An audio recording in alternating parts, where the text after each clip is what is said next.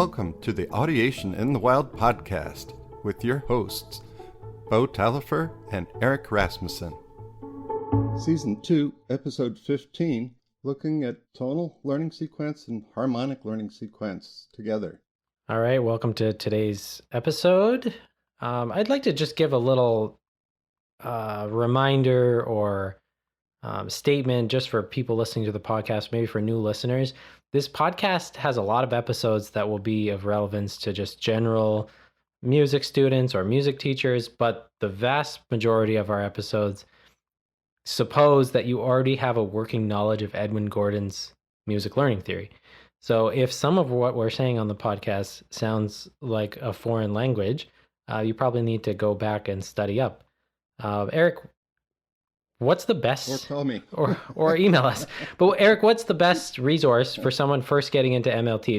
Just to like, what do you like to send people? They've no idea, they're a music teacher, but they've never heard about MLT. What do you like to give them first? Call me. Well, I find out a little bit about their background and how much they want to jump in. But Eric Bluestine's book, The Ways Children Learn Music, is an easier read and gives you the foundations and everything. But a music learning theory, or I was going to say for newborn and young children, that's my book, that's my Bible, but the Bible of Dr. Gordon's Learning Sequences in Music, that's a deep read and something I refer to very often. That's where I started, and I did find it took a lot of study. Yeah, until you're used to the vocabulary. That's why just like people, talk to people while they're reading. And there's some reading groups that are out there on Facebook. People are going a chapter at a time, or and not necessarily just in learning sequences in music, which is but before that there was the music aptitude profile, which is where audiation and music learning sequence came from. And audiation. There's also a really good lecture series that so I grappled with learning sequences for like a year at first, and then I found, after I started talking to you, I found this like the Sugarloaf seminars or whatever they're called, but we'll put a link to those because those are really useful. It's Gordon himself talking about it, and it's a lot more conversational in the sense that learning sequences is more like an encyclopedia slash textbook, and these seminars cover the same topics, but they're easier to digest if you've never heard them. I wouldn't necessarily recommend starting with learning sequences in music on your own. They're a little outdated in some respects. Sure. That he says some things that are, I think he learned more like how to deliver the information is better than he did in that. He was a pretty strong-headed man at that point, or always was, but tried to make delivering his content a little more digestible as he grew. So I just wanted to give that disclaimer at the beginning for new podcast listeners, or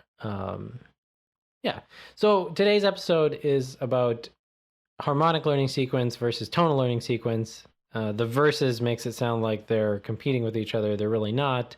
There's some discussions on Facebook we kind of wanted to indirectly respond to, but this wider question of like, well, the way Gordon hacks up the content and what we're up to is we generally have a rhythm learning sequence and a tonal learning sequence, but then this introduces the question, why is the tonal learning sequence not enough? Why are Eric and I not happy enough with the way the tonal learning sequence is taught? Why do we think that there needs to be this extra thing called the harmonic learning sequence? Because it sounds like the tonal learning sequence should be doing what the harmonic learning sequence is proposing to do, but in my observations, and definitely Eric's observations, it doesn't seem to do that. And so we want to lay out what's going on in this whole conversation and how they're different, how they're similar. There definitely is some crossover, but I think there's some possible confusion about the difference between the two. So what is that? Yeah, go ahead, Eric. I just want to point to that the theory is intact, but the how to teach music learning theory, inside of music learning theory is a theory, and then there's so much that you can do to deliver that content, the tonal content and the rhythm content. But Gordon he didn't initially incorporate a harmonic learning sequence at all, and it came at the end. Harmonic learning that was acquired by students happen after and during verbal association. So that once you had the names of the tonal syllables, like do, re, mi, down, and you sung enough patterns in major, minor, and other tonalities, that at some point, after you've sung those in tune, and you sung those at the oral level as well, that then you would start to say that tonic and major is do, mi, so, or any combination of those three, or two out of the three, right? And of course, you'd already established what major was and what minor was, but you would say do, mi, so is tonic. So, mi, do, tonic. So, fa, re, ti, is that tonic? No. Ti, re, fa, is that tonic? No. Do, mi, do, yes. And it doesn't have three. And then you go on to dominant, so do, mi, so. Do you remember that's tonic? So, mi, do. What is that, everybody? Tonic. And then John. Do, mi, so. What is that? And you wait for John to answer. Or you answer with him, depending on what he needs. And then you go, so, fa, re, ti. Is that tonic or not tonic? That's not tonic. No. This tonic has do, mi, so. And you would say that, and then you would say, well, everybody knows tonic. Let's call this function what it is. So, fa, re, ti, that's dominant. So now you could go around and do tonic and dominant and do one pattern and then another pattern, one of each kind, and give that to the students. And eventually you add subdominant functions the same way. So his point was to help you understand the names of the functions of the, using the syllables as labels, but prior to that, you've already sung those functions at the oral level, not knowing they were necessarily functions.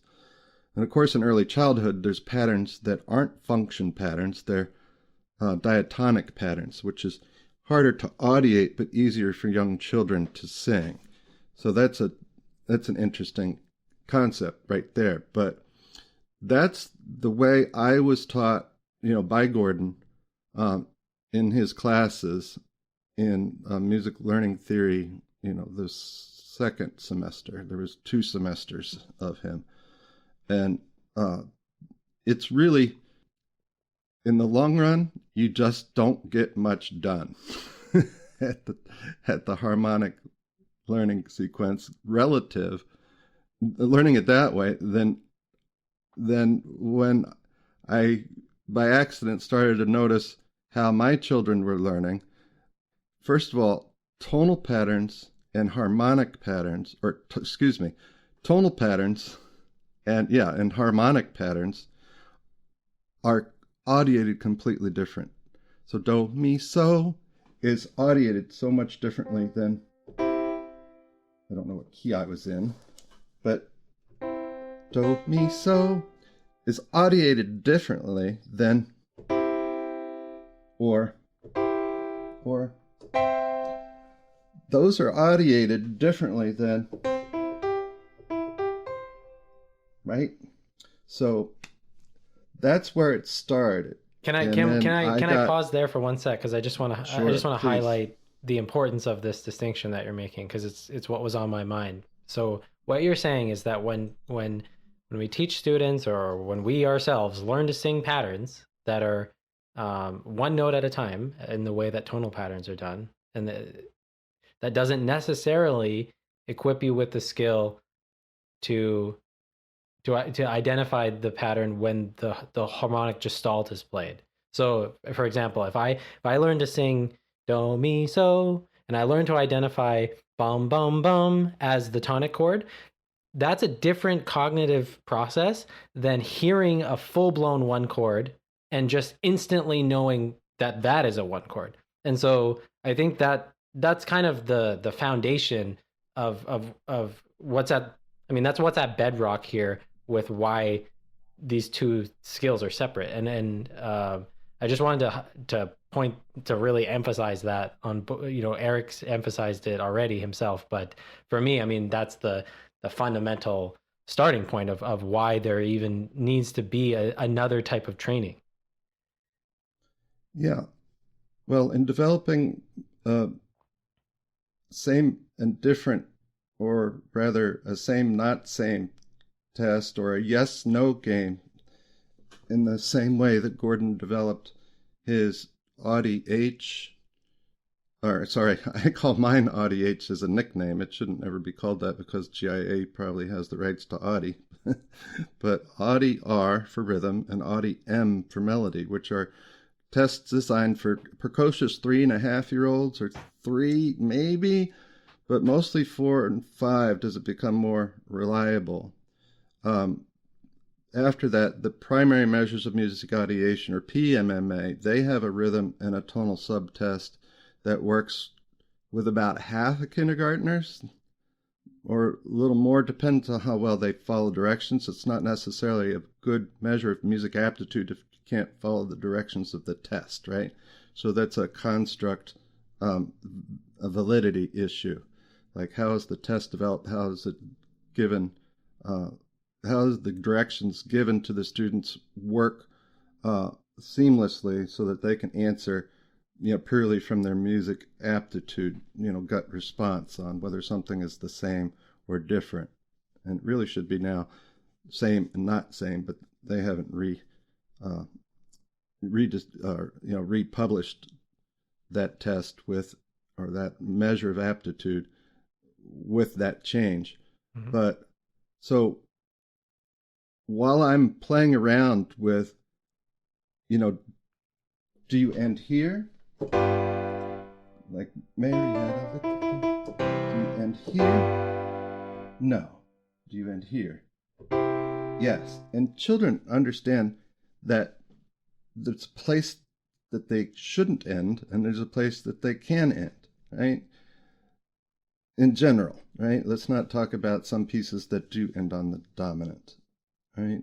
And then supposedly travel on forever, like in some, cultural music outside of the U.S., or, go to Gabrielli and there's some, it's like God's love continues forever at the end of the piece, or, this feeling in this Japanese tune that just goes on forever at the end. There's some Chinese folk songs that do that same thing.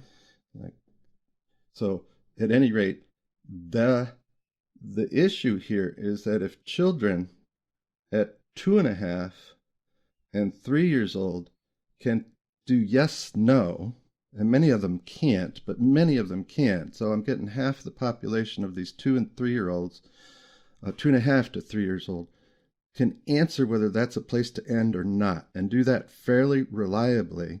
And then I can understand from that whether they're ready to learn, we now learn tonic and dominant, albeit we don't tell them the words, right? They're just using yes and no as a, as a surrogate verbal associate to those sonorities, that sound that you hear when you hear a complete chord.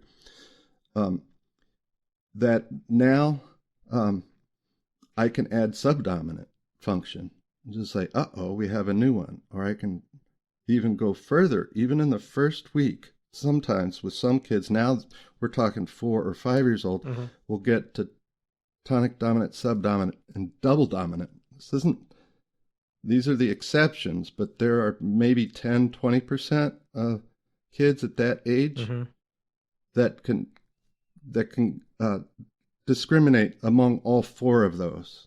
So that's been my experience with teaching this, and this is where I think it's important to get to the aptitude. Talking about how aptitude with harmony comes into play, because my experience is that some kids learn this extremely quickly, and then some kids struggle, it seems like, indefinitely to learn to do this. But the students that I have that learn it quickly, there's there's a percentage of them, it's somewhere around what Eric is saying, 10 or 20%. Within a week or two, if you do weekly lessons, you can teach them how to identify 4 different functions. So that what I mean by that is by just playing chords on a piano in the context of a song, or even out of the context of a song at this point, within 2 weeks, you can teach them how to identify a 1 chord, a 5 chord, a 4 chord, or a 5 of 5. And if we take a step back and just think about, can we get those same results by teaching tonal patterns that fast? No, in my experience. Now, some kids do learn that really fast, and some kids seem to struggle more with that, which is probably a sign there's some kind of aptitude thing at play. But to do the same thing with tonal patterns, one, I don't even think it is the same cognitive skill. I don't think it's the same audiated skill, just like a rhythmic audiation skill is different than a tonal audiation skill. I don't think that a tonal audiation skill is the same as that harmonic audiation skill that we're teaching students. But it's remarkable how quick it is. And I just wanted to re-emphasize that from another person's point of view who's doing this with students other than Eric, because we do it with different age groups. I don't normally have students that are as young as Eric, so I don't get to meddle, with their minds at such a young age when they're probably more open to this. But my experience very much lines up with Eric, is that there's a large percentage of kids who just seem to just understand what you're getting them to discriminate, and they could do it very quickly. And what's very interesting about this is there does seem to be some kind of developmental window in terms of it. Some people just seem to infinitely struggle with this, no matter how clear you make the instruction or how systematic you make it. Some kids just zoom through this stuff in 2 weeks, and some kids just struggle with this, getting tonic, dominant, and subdominant for a while, like, the better part of a year. Or I don't know what your experience is, Eric, maybe longer. There are some children that have a really difficult time with just between yes and no, even at older ages. Mm-hmm. So, I mean, that makes it makes total sense to me, because we have the same thing with children who struggle with singing in tune, and and keeping a solid beat or meter going consistently when they respond to, and it's Yeah. based mostly in their early childhood experiences, and of course their nature, whatever they were born with, even prenatal experiences. One thing that I've amended from our influence from Engelman is that the kids that I do have that struggle with identifying tonic and dominant, or yes and no, if they are struggling with that one discrimination, I change it to tonic and a smashed chord, because that's an even easier discrimination to make. And this is still newer. I've only been doing this for a little while, but it does seem to help kids who struggle with this. It is easier to identify tonic versus and that just makes sense. If the kids are able to do that and they're not able to do the other thing, I mean, that's an incremental step in the right direction. And I've started doing that. I don't know if you've tried that yourself, Eric, but it's just taking your ideas and Engelman's and kind of putting them together. Well, if they can't do this discrimination, like, what can I do to make it a little easier for them? Yeah, and one of the things you might be able to do to make it easier is maybe they have a high tonal aptitude, and their rhythm aptitude is whatever it is, and then their harmonic aptitude is less strong. So maybe the tonal sequence, maybe Gordon didn't have a high harmonic aptitude. Maybe that's an outcome of that. We don't know. There wasn't a way to do that validly. But often he would say that what outcome of a teacher over many years shows up, and can describe their aptitude by their volume of work. Mm-hmm. And I always tried to teach tonal patterns more than I did rhythm, because I was stronger rhythmically. Most people would teach to their strength because it's easier, but I just dug in hard because I was embarrassed about my tonal performance. And it was mostly because I hadn't ever really had to practice tonal patterns. I'm in college now. I'm in my master's degree, and I still haven't been able to get singing to come out my mouth. Although I sang well in elementary school and made some elite groups back then, being one of 8 children chosen to sing in one little group. But Mm, but I'd say that's because I sang in church when I was 3 and 4 years old. sure. Yeah, and I mean, Maybe in terms of Gordon, we know we have him on record saying that his rhythm aptitude was a lot higher than his tonal aptitude. yeah. And Uh, then I wonder about his harmonic aptitude. yeah. So let's go back a little bit and Hmm. say, so now you've got 2, 3, 4-year-olds learning to say yes, no, uh-oh, and I don't care. And then usually they're not ready to sing in formal, tonal learning sequence patterns and sing them in tune unless they're ready. Now, some are 2.5, maybe 3, almost, never. 4, you might get a few more, 20% or more. I've gotten my pre-Ks up to 60% by the end of the year in solo to sing in tune, songs and tonal patterns and whatnot. Hmm. But most of them still working on their singing voices and discriminating between the right way, the wrong way, like major, minor, or in rhythm. I do the right, right, wrong way too, with doing duple and triple and exchanging them.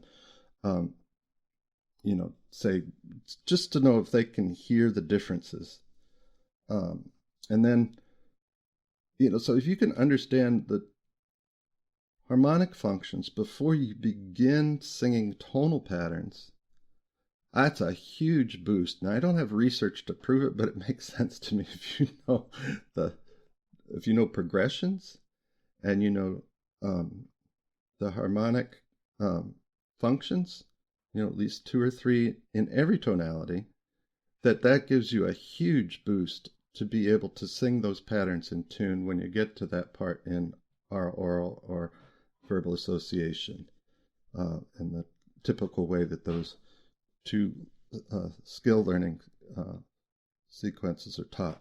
I want to highlight something you just said. So it's a big claim to make, especially with a lack of, we have a lack of formal research. I mean, I don't know how long have you been teaching using this. It's been a long time, and I've been doing it now for, just over a year and a half, I think it is. But in my experience, getting students to audiate, if they can, getting them to audiate 1, 4, 5, and 5 of 5 before doing any tonal patterns seems to accelerate things. And actually, with my own experimenting with trying to learn to audiate, more, I don't like the word more difficult because it's all subjective how difficult some of this stuff is at some level. But when I'm trying to learn how to audiate things that push my harmonic audiation, jazz tunes, classical harmony, when I if I use a sequence like what Eric is saying, where I learn to audiate harmonic functions that are being played simultaneously, harmonic gestalt, and I do tonal patterns at the same time, it's better than if I just do tonal patterns. And I think part of that is the mind is doing something different when it's audiating harmony than when it's singing melodic tonal patterns. Or no, or harmonic tonal patterns even, right? Yeah, yeah. So the mind is really up to something different in these two processes, and they probably support each other at some level. But I mean, the other thing that we haven't gotten to much here is that we when we talk about tonal patterns, we talk about learning them. We learn them by rote through discrimination learning, and then we learn how to inference with them. We learn how to flip them upside down and leave notes out and do all kinds of inference activities. But the same thing happens with harmonic functions that happen in patterns. So if you learn to hear 1, 6, 2, 5, 2, 5, 1, 2, 5 of 3, 2, 5 of whatever, um, the claim that I'm going to make here is that you need to learn how to audiate those by rote, just like how the skill learning sequence says you need to audiate tonal patterns by rote and then learn how to do inference things with them. You need to do the same thing with harmonic patterns. And there's not a lot of discussion about this in the community. I've heard a little bit of, the possibility of putting tonal patterns in orders that are like, possibly sensible, like doing tonal patterns in 1, 4, 5 ones. So you're singing standard tonal patterns, but you're putting them in orders that are probably going to actually occur in the literature. But I'm talking more about like actually just learning to hear bing, bang, boom, boom, 1 6 2 5 or whatever with chords, with harmony, with functions. And that, I mean, that's something that Eric and I have been talking more of recently, and I have some ideas how to do that. But those are different, I think, cognitive skills. The ability to hear bum bum bum bum bum bum bum bum bum, that's different than hearing 1 4 1, right? And I think it has to be trained, because if we're going to expect students to throw on an album and then be able to hear like, well, that sounded like a 1 chord, that sounded like a 5 chord, no, without using any melodic information, with just hearing the harmonic gestalts, and that's a skill that has to be trained. We can't just assume that students are going to sing tonal patterns and then all of a sudden just like super inference into hearing harmonic gestalts. Right. And hearing this 1 4 1 pattern, there's a sequence to getting to hearing. There's a sequence to getting there. And one of the things, just sing the roots, but then I take the melodies away and I have the children sing, the roots while I play the functions. Mm-hmm. And then have half the class sing the melody while half the class sings the roots, and switch. So if I play devil's advocate here for a sec, how can we prove that what we're doing is not just teaching students how to hear bass lines, right? Because if they're identifying the functions with the bass lines, maybe they're using that to learn what they're hearing. But in my experience, I've even left out the root note, and they still know it's a 1 chord if it's in the right spot. So you can play the yes no game and leave the. I'm not saying we should do this, but I've done this to at least prove it to myself that they're not only using the root melody to do this. I think it is very powerful to use the root melody, but they're hearing something above and beyond just the root melody. Yeah, but that's the easiest level into exactly. So, and then the other thing is like those roots and where they come, right, and what they go to when it's the right time in the song. Mm-hmm. So in the context of a song, a root melody is much different than when you're just singing what is the, if I say bum bum, that's the root for what? Yes. If I sing bum, that's the root for no. Yes, no, yes, and I start to sing the functions on the roots. And then I develop from there to singing the verbal associates on the roots. Yeah. And as soon as they're ready, as soon as I've got, 80% or maybe probably even a little less in pre-K singing in tune, by the end of the year I get pretty good with them, and at least in class. It's a little bit different in class instruction than it is in individual instruction. Sure. It's like most of the kids are imitating. Almost all of them are, if I've had them for a year at 4 years old. Now, what I'm doing is taking them through what they've shown me they can do and adding the next level of difficulty, which is just simply adding the verbal associates. Mm-hmm. And as soon as they're ready, start singing those tonal patterns. When they're ready, as soon as they're ready, do what they're ready for. I'm not saying this replaces anything by any means. Yep. And those tonal patterns are different than harmonic patterns. I agree. But I'll take those patterns out of rhythmic context, the way they go with a song, and I'll just say, what is this? Yes or no? What is this? Yes, no, uh-oh, or I don't care. What is this? And sometimes they need it in the song to make it easier to identify, because they developed an understanding of the progression, not necessarily the harmonic function without the rhythmic context inside the context of a song. Yeah, there's a lot there, and this also gets to the fact that this is probably also helping train harmonic form, like awareness of a harmonic form, which is something that is not necessarily done by just singing random tonal patterns in random orders ad infinity. Something we were talking about a while ago that we both converged on was, after you teach students to identify functions, and then you're doing these little things like, hey, is this a one chord or a yes chord? Or, hey, is this a no chord or a five chord? Something that Eric and I both found individually is that when you do those little quizzes with students and you ask if this is a one or a yes, it's actually easier for students if you do like 141 or 151 and ask what that is. And I found that students just they get that so much easier than just asking them to hear one isolated function. And this gives more um, support to the idea that we should be teaching harmonic patterns, because not only is it easier to do and students seem to have more success with it, it also is more relevant to actual musical, you know, whatever you want to call it. It's just more relevant to being a musician. You're going to play functions that go into other functions and out of other functions. Yeah, I'm only a year into using that, a little less. Mm-hmm. So I've been using yes, no, uh-oh, I don't care, but I've never done that.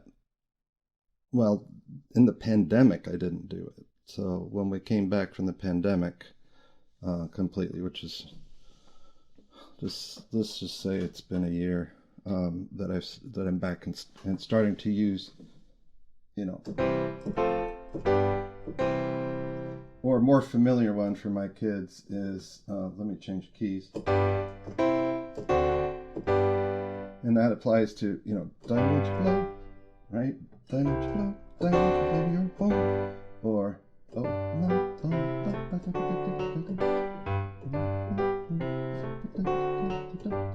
what is that? Bonnie Lies Over the Ocean. I just have different words for it. I can't hear your piano at this point, so. Yeah, bring back, oh, bring back Bonnie to me. Yeah. That's the 1-4-5 that they recognize so easily now. And so if any time in the middle of the day I could just walk up to a kid and go, and they go, yes, oh no, yes. Like, come on, Eric, I know that already. You know, or I like doing this. And you go, yes, no, yes, no, yes. It's amazing when you see it. Like it's truly mind-boggling. It's the reason I reached out to Eric, because I was trying to learn how to do this with myself. I mean, I can do this with like the basic MLT content, and I didn't struggle with that. But I was like, how do I do this with, you know, things that I can't audiate, things that are in. So like, how do you audiate giant steps using harmonic learning sequence? That's what I want to know. Yeah. Like I could tell you, but you'd have to give up your pitch table names, pitch names. We'll have another episode. At least initially, until I got to the point. See, that's what I need to do is start teaching children who are eventually they're making more inferences and they're doing that faster than I can teach them. Uh-huh. Then you have to go back and first of all learn to audiate yourself, or have mastery of how to get children beyond what, because I had children audiating, you know, the dominant of the submedian, the dominant of the, right, all the dominant to the subdominant and major and minor, dominant of two chords, double dominant, triple dominant, quadruple dominant, I called them, just because it was easy to show, and a dominant was just 5. And you just need your 2 feet. And so we had hand signs that they were learning simultaneously when they were ready to show me that what they understood. Just a way of getting a mass observation of how many of your kids in your class like, can understand that function. Like, you know, show me what this is while we're learning something new. So it spirals up or bridges up into, you know, generalization really easily. And then there's root sets and root patterns and harmonic patterns, and then there's harmonic progressions, and there's all this, and then there's the root melodies, and there's a layering of all this that can happen, you know, depending on whether you're adding more functions in minor, more functions in major, which major and minor can take a beating with this, but when you get into the other tonalities that are diatonic, that just 3 or maybe 4 functions that you get into. And it's much easier to teach tonalities using functions than using tonal patterns. Yeah, because you can use the essential functions to basically pin down the tonality, and I like that a lot, actually. And then additionally, this is one of the things I do with my higher level kids, which are first and second grade, um, is that what is do, mi, so? And when you teach that and you say that's tonic, well, and we're in major tonality, but what's wrong with do, mi, so over this? So do, mi, so is not necessarily tonic. Yeah, exactly. Because now it's over F chord. So now, right? So now your rule has been broken, where my rules haven't been broken yet. Well, and your logic lines up with what Engelman says to do in Theory of Instruction. You teach higher order concepts first. And again, if that word concept is triggering anybody, this counts as an audiated concept. A concept is anything you learn through your sensory pathway, according to Engelman. So when I read Engelman, I was like, oh, really what we should be doing is teaching functions, then tonal patterns, or even possibly tonality functions, tonal patterns.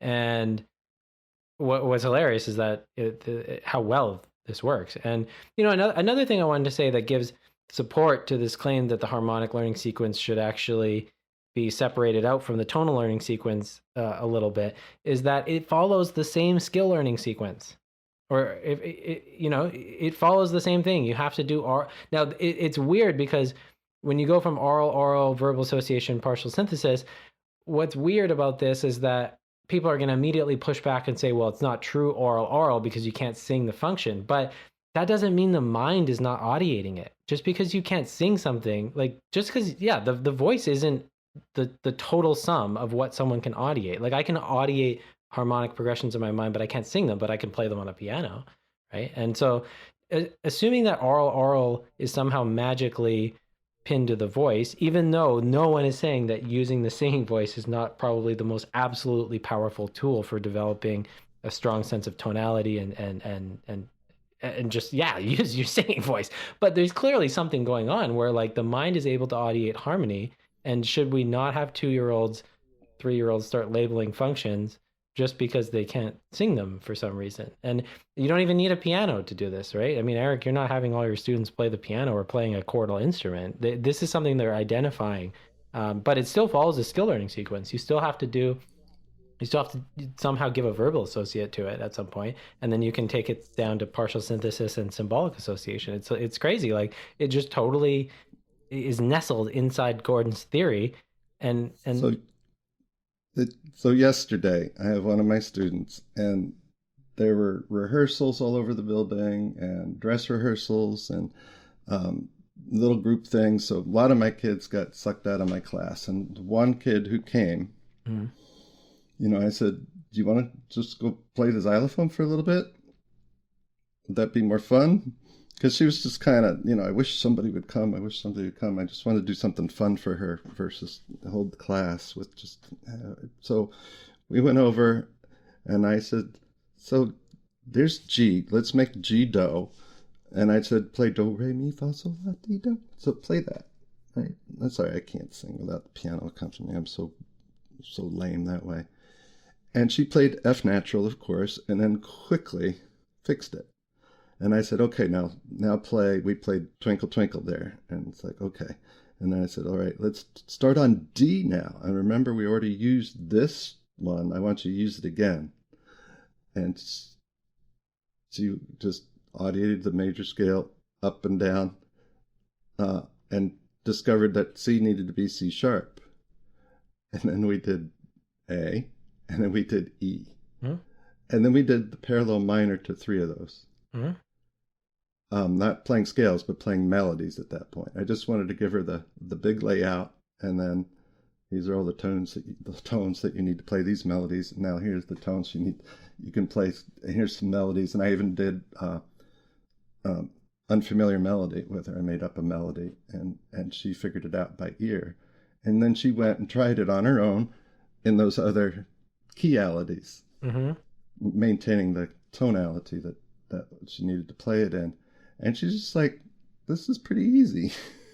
Yeah. Just like, and this is her maybe second or third time on the xylophones. And the first time it was just a way to learn to play root melodies while we were playing melodies. And I would play one and they would play the other. And that was basically it. That's exactly Uh, what I do on the piano with kids. I have kids, they learn Twinkle or Mary Had a Little Lamb, and then we start doing parallel major, parallel minor, and then we yeah, move those to other keyalities, and yeah. I did. they pick it up I did. fast. Of course, I did the relative, which you and I will have a longer episode about that at some point. Yeah. But it's just a matter of purpose, I think. The other thing so I just wanted to mention how this has changed my teaching, because I do teach piano and guitar, and how has using Eric's harmonic learning sequence actually changed my teaching?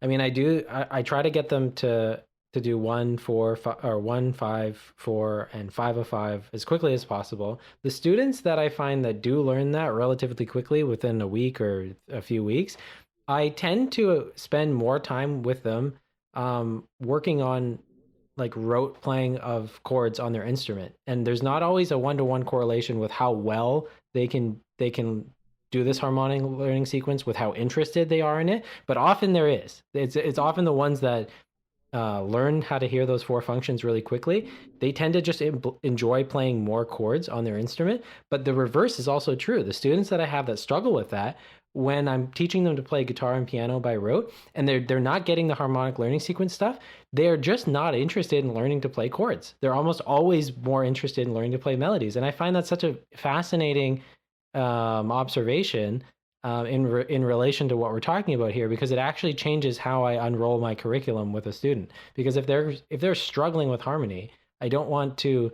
I still want to teach them how to hear these functions and how to play them. But some of the kids that are they're very strong with this and they're interested in it. We spend a lot of time doing harmonic improvisation where we're actually just improvising chord patterns on our instrument, not melodies at all. And I mean, I just find that so interesting, because the same thing happens with rhythm, with the students that I have that are achieving really quickly with rhythm. I throw more rhythmic challenges at them because they soak it up a little more. And it's not like I'm depriving anyone of content. I'm just adjusting my teaching to what they can do and what they're interested in. And that has had a big impact, especially as a guitar player and a piano player, because I would venture a lot of guitar teachers, they start teaching their students chords, and even though the chords are attached to the song, they just get this stare from students. They're just not interested in playing the chords from the songs. They just don't like the way it sounds. They want to learn how to play something that they can audiate, right? Interesting. Yeah. So it's Yeah. kind of cool. It is. This year, again, after teaching these harmonic patterns and harmonic progressions within familiar repertoire, I've also been probably a third of the lessons this year have played music to move to that includes the blues, or have been playing the functions. And somebody comes in and they say, when is class over? And I start playing the blues. Oh, like, wow, wow, wow. You want class to be over 5-6 years old. It's like they come in with an attitude. It's like, are we done yet? And it's like they're trying to be a pain. And so I just turn that into a blues song. But anyway, they get the experience of the blues. And eventually, this 4 or 5-year-old class, I asked everybody to improvise on the blues. Mm-hmm. And just threw them in the deep end. Just go. And many of the kids just hung to they're all singing in tune except maybe one of these kids that regularly show. I've got some kids that only show about 2/3 the time or half the time even, but not very many. So out of all these, and they're all boys too, they're crazy. I got everybody kind of hung close to the roots, but they knew when their turn was over. Mm-hmm. They knew the functions. And one threw himself and just had, can I do that again? Can I do that again? And actually sang, a melody besides the root melody. Eric, and made complete sense. Yeah, this stuff is so crazy. Like what I've seen your students do and what I've seen my students do, it's so interesting, and it brings up some ethical issues about running an experiment, because I'm so convinced this is better than just doing tonal patterns that I would actually feel like I was neglecting students by running a control group that did not do this. Yeah, no, I wouldn't do it. Especially when they're at the developmental age of like 2.5, 3, depriving someone of hearing harmony to run the experiment. I mean, it'd be great. I would love to write a dissertation on this and do some research. What happens when you learn to hear, like, do what Eric's doing versus do exactly what Eric's doing minus the harmonic learning sequence stuff, and then see what happens over 10 years, or 20 years with students. It'd be pretty interesting thing to run. But again, it's just, in my experience, it's so efficient that I would feel questionable about having the control group unless you ordered it. But still, you could be missing out on developmental windows. Like even if we did tonal patterns with kids, and then after they learn the tonal patterns, did the harmonic learning sequence, we could be kind of screwing them out on hearing the harmonic learning sequence at a young enough age. But there's definitely a lot of room for research here. Yeah, there's two thoughts I'm having. One is, when I'm teaching the 2 and 3-year-olds, I'm getting them prepared to understand the functions better when they're 4 or 5. And so it's more informal teaching, Sure. and then I check in to find out who's maybe getting it really easily. And so that I'll expand the amount of functions in the songs. The other thing is that if children deserve the right from birth to hear multiple functions, or multiple tonalities, right, to help expand their aptitude or give them more differences to listen among, and same with meters, that they also deserve to listen to songs with multiple harmonic functions and obviously multiple tonalities, because functions, 1 4 5 1, much different than when you're in 1 and then 5 4 1 in the blues. It's just different, right? It's a different experience for them, and they need to acculturate, and and they can't imitate but assimilate those harmonic functions or those harmonic progressions in the context of songs that they know, right? And give them the opportunity to make the most of their aptitude and begin to make inferences about new functions that come along. So they absolutely must hear music with accompaniment, not 100% of the time. Sure. And this is something that, I would love to have a conversation with Gordon about. It's like, it's important that these kids sing in solo, and that it's important that they sing without accompaniment.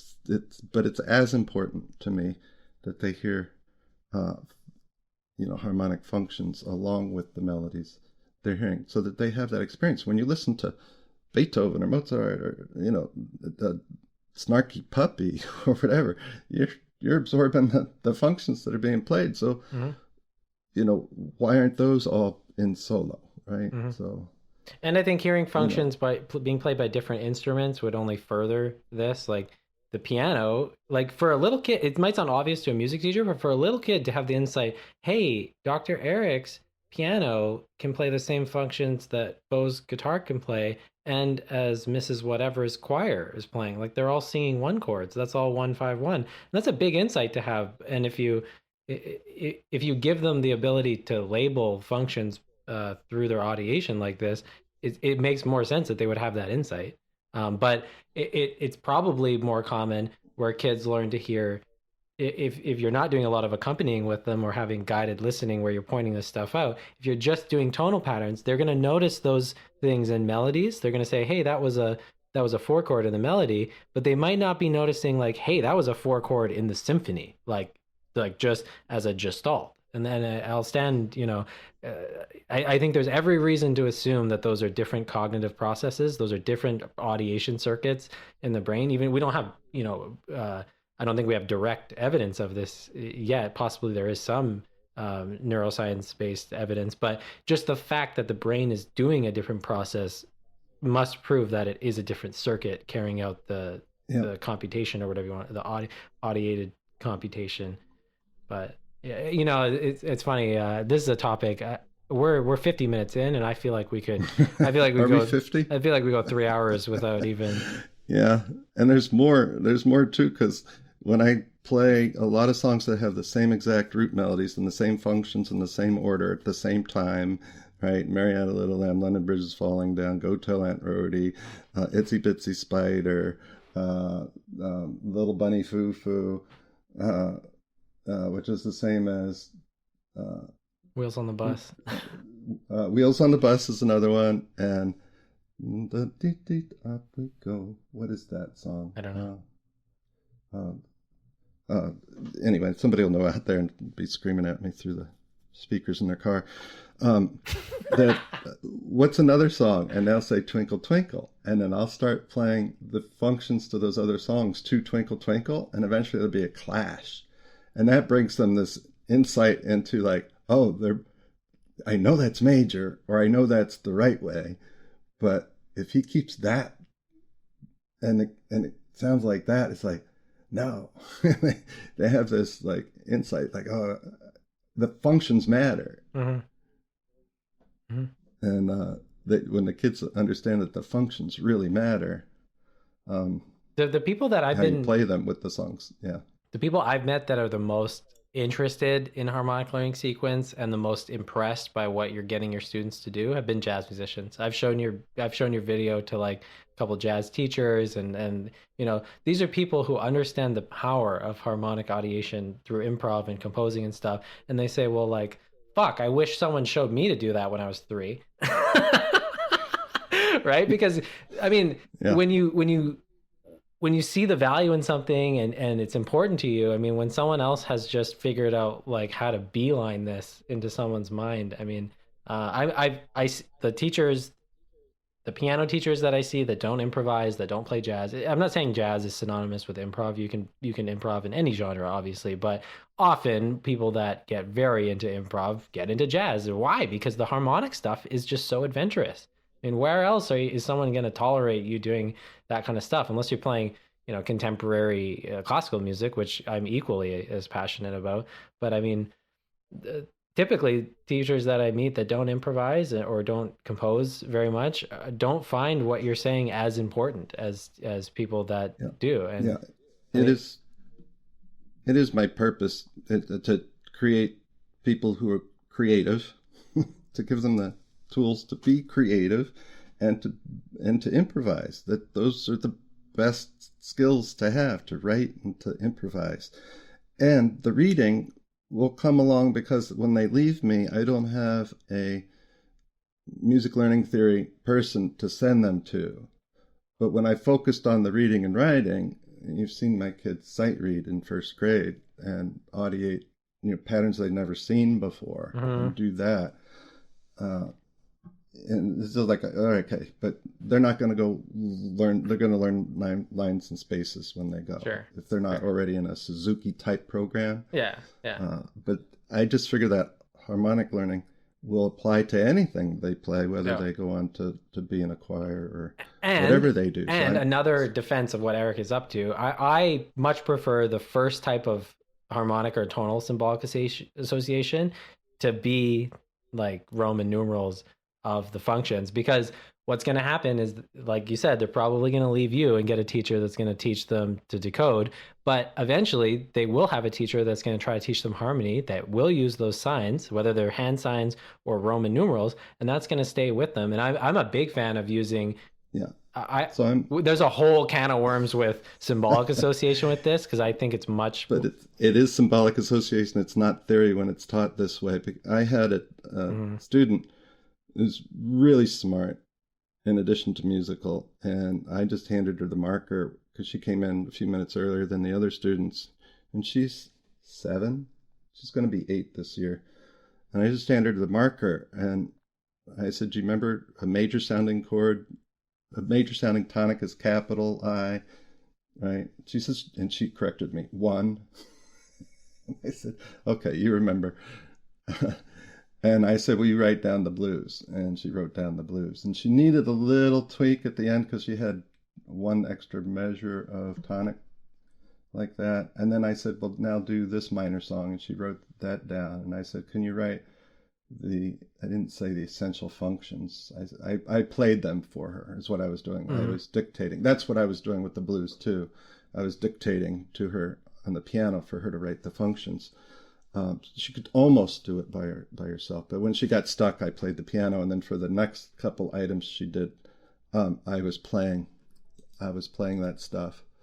for her to get it right. And I do something very similar on the piano and the guitar. I mean, I do the harmonic learning sequence stuff. We use hand signs. The hand signs get turned into Roman Yep. numerals, and then the Roman numerals, Yep. I just leave them a diagram of like the keyboard or the guitar, and I say this is how you play that function. At this point, I have Yep. not labeled like there's no tones that have been verbally associated in the sense of do mi so or la do mi.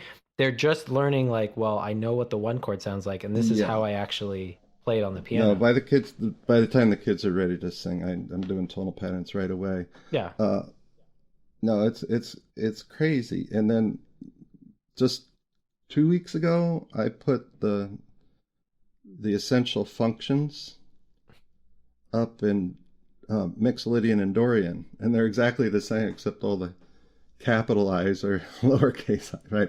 All the Yep. tonics are major tonics and minor tonics, and they had no problem at all recognizing, which one's Dorian and which one's Mixolydian just Oh, by me throwing them up there. oh, for sure. And so we, in closing, we're supposed to be doing shorter episodes this season, but we can't help ourselves. First time I met Eric, we had a 4-hour conversation. I don't think I ever had to use the washroom that bad in my entire life. Uh, what we're recommending is like, we want to push this thing forward. There hasn't been research on this. We have a lot of our own evidence in the classroom, but like, we're advocating and not or. We're saying try Yes. this and tonal patterns. I'm not saying now if you were going to hold a gun to my head, say you can only do tonal patterns, you could only do a X harmonic learning sequence. I mean, I'm going to go to the dark side pretty fast. I'm gonna stick with the harmonic stuff because I've just seen better results with it, and they seem to learn faster when you do it. But there's no reason to set up this false dichotomy between the two. They are both very valid things to do in your classroom. Yeah, and when you talk about research, like formal research, well, I've been doing this informal research, and this much in the same lines as what Gordon did to develop what he did. He just went in and taught the kids and used that as his, experience that is as valuable as a good formal research. I mean, I don't plan to have In terms kids of developing stuff, because to do formal research takes an awful lot of power, an awful lot of energy for sure. uh, to do it right and to avoid the pitfalls of research, Mm-hmm. and then to come out with a result that didn't match or did match. It's really difficult, but it needs to be done. But it's a long term process to going from a new result in a fantastically done research design, and to get from there to where it's actually in your curriculum, where I'm just monkeying around all the time and finding what works. But that's how you have to start. I think we have to take like research studies that are going to last for like 5 or 10 years. They have to start with some kind of observation that at least seems valid in the classroom. Now, who knows? Are Eric and I just profoundly confused, or our egos just being boosted so highly by? Yes, I mean, but who not knows? about But this. it's definitely a fruitful path of research in under the MLT, window or umbrella that should be explored in the future, and I'm sure it will be. Someone's gonna do this. I mean, who knows? Maybe it's me, but I'm not sure yet. Yeah. Well, let's cut this off. I'm going to let people know here first that if you want to take harmonic learning sequence class with me over the next few months, it's every other week for a couple hours until you're satisfied, and I do individual sessions with everybody so that I can address your individual differences. But it's a thorough class, and if you guys email me through this episode and mention this episode, I'll cut you a break on the price. And I haven't decided totally on what the price is going to be, Mm-hmm.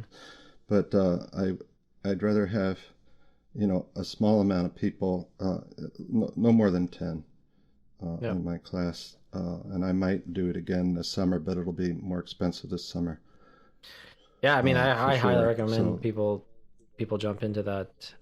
If anyone's, I mean, on my end, if anyone's interested in, I'm mainly interested in doing this kind of stuff on the guitar and the piano for jazz students. So if you want to learn to play jazz piano or jazz guitar with someone who has an eye on this harmonic learning sequence stuff, My email's in the notes there, and especially guitar. That's my main instrument. Yep, Um, definitely. Alrighty. And you apply everything I can give you uh, to whatever situation you're in, whether it's choral, instrumental, um, Yep. and then my forte is general music, as chorus, and early childhood.